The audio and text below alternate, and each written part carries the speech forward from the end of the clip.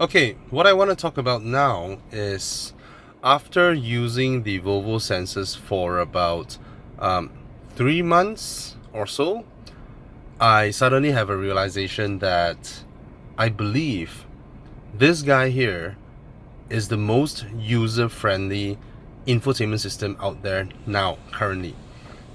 Let me explain a little bit about this.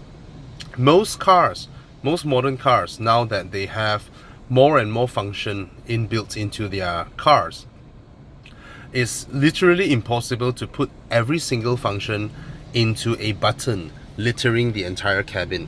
That is no longer possible given the myriad of functions available, so that everybody is sort of now integrating them into an in-car system, just which BMW actually started this trend. I wouldn't say it's a trend, it's innovation. Okay, BMW kickstarted it with their iDrive system, and Audi also follow suit with a rather good MMI system, and then Mercedes with Command and all that. Okay, now everybody sort of tried to group functions together however they could, but as functions became more and more how do I put this? There are more and more functions available now. It's almost rather confusing even after they group them. Most of them would group them like multimedia. You have multimedia, one panel, and then you have another one which is car settings, and then maybe you have one that is navigation, and then some other stuffs. Now, when you group them, it might seem as though it is reasonable, but let me give you an example how Volvo splits them. Okay, this is your home screen. This is the four most important things, three or so: navigation, music, and phone. These three things are the most used functions, and you cannot change them. The fourth one is the thing that you last access. Okay, so if the last thing that you did was to go in to adjust the sound optimization, it will be here. If the last thing you go in is to observe your fuel consumption, and that will be the last thing that is shown here. This is their logic. So this is the home screen, a quick access into what you need. Now, when you swipe to the left are applications or functions, okay, such as Bluetooth, USB, radio, your car status and your driver performance and all that. These are applications that does something. Now, when you swipe right, you see all these things. What are these? These are actually the buttons that used to litter your entire cabin. The buttons such as you turn on and off, one off, right? You can press the camera to turn it on and off, right? So this is roughly how they work, okay? And then you can on the sensors and then the lines, and things like that. Okay, you can change the camera view. All these things are here, okay? Now, all these buttons are those buttons that used to litter around our cabin, and then you can pick things that are most used. What do I mean by this? Heads-up display. I don't think I would ever want to switch it off, okay? So it is something that I can push below. Heads-up display, okay? Camera. Turning on the camera is the most used function. I'll put it up here. Wiper service position. I rarely ever even do anything with it because that would be most certainly done by the service personnel. Switch off the ESC. Not exactly something that I will always use. Reduce guard. Nah, I don't need that. Park assist if I need the car to help me park, or if oops, that is to drop the headrest. I accidentally pressed it anyway. Or sorry, this is the sensor. I don't need that because the car will automatically switch on the sensors. Okay, now the parking, to help me park my car in, and this one to help me park my car out. Okay, what else do I need? Let me show you. I would love to have this on demand on top. I'll explain further what does it do, and this one as well. I will put it up here. Okay, Now the other things, I do not think that I'm gonna use them as often. Maybe the headrest. Okay, sometimes I might need it. Other than that, nope, nothing else. All these I will leave it down here. The cruise control I can activate from the steering over here, so I don't actually need to activate it from there. Now this is how my functions screen look like. Let me explain what are these. Charge means I can actually press this and force the engine to charge my battery while on the move, so that I don't use any of the juice to charge it back. Okay.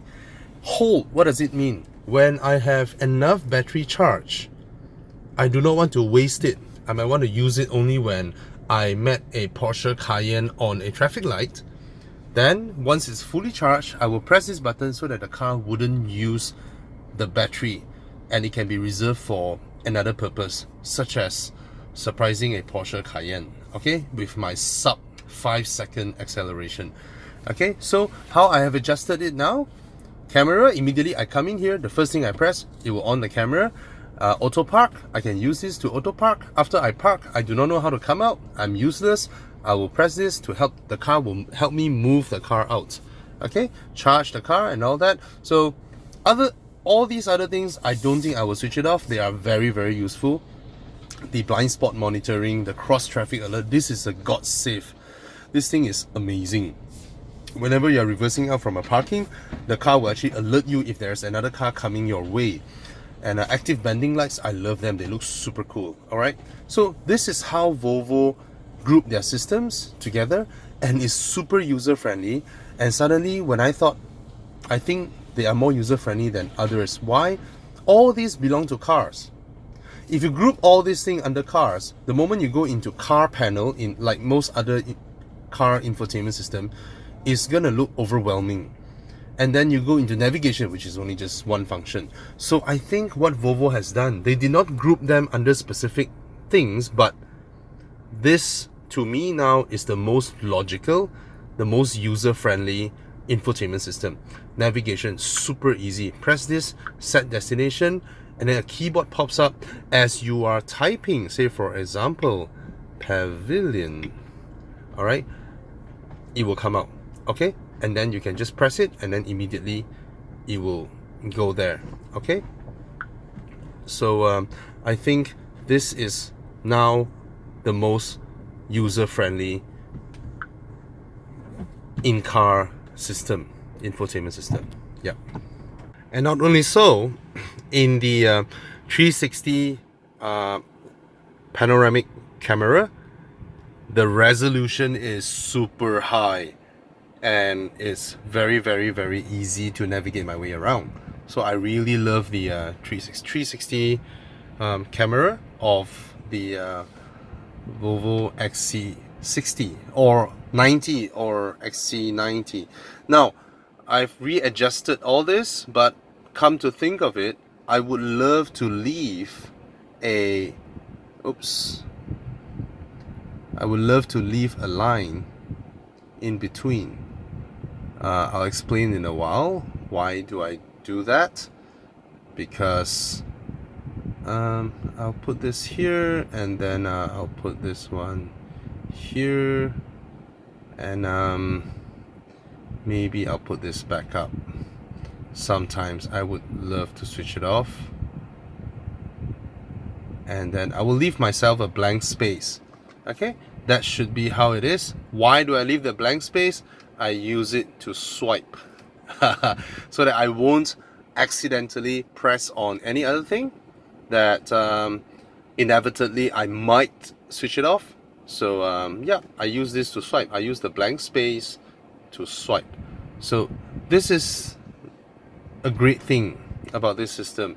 And here you can install your apps, you can have your Spotify, you can have weather and all that. You can actually install new apps. Alright, so yeah, that's the Volvo Sensus infotainment system, which I think it is the best out there now, because inevitably everything will go touchscreen, and no matter how big your horizontal screen is, you know, those that they go really long, it will never be as good for usage as a portrait mode screen like this guy and Tesla, and I believe more and more will choose this orientation as opposed to those really wide screens. I notice a lot of car makers now, just to impress buyers, they add larger and larger screen, but because they cannot design their cowl, the dashboard, to be high, they have to go wide. But no matter how wide you go, there's a limitation to how I use it, because it's just not that user friendly when it comes to looking at the GPS, right? Your car is moving this direction, that's how we sees it, but then all those extra real estate wasn't really being used nicely. So a good example would be the Mercedes E-Class. It's very big, but the way they use it is not to the advantage. But given credit, there are times where it's really good. Say for example, where you're in the 360 camera, they're gonna show you two views, so that is a very good thing as well. Okay, to each his own, but